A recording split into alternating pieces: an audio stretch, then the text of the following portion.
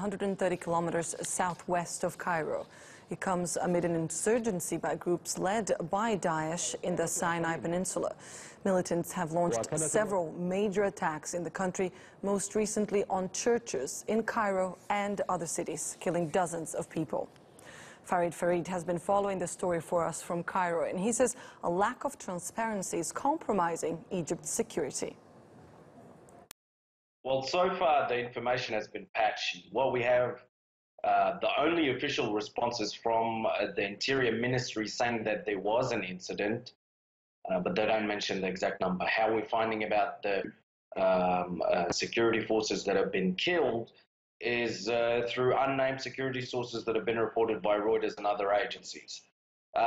So this is the normal tactic of a lack of transparency and not dealing with the problem head on.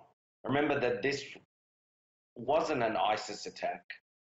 They haven't claimed responsibility. It's a Hasm attack. Hasm is a group that's affiliated with the Muslim Brotherhood, which has been outlawed in Egypt since November 2013 after the overthrow. There's a lot of weapons smuggling. The capabilities have been fortified by terrorist groups who have taken advantage of the security vacuum. If we look at Sinai, for example, on a weekly basis, no less than 10 soldiers are being butchered. And the government has installed a ban, effectively a state of emergency on the Sinai region for many years now. Reporters can't go there, I can't go there, for example. And the lack of information actually breeds more suspicion and allows these groups to operate more clandestinely.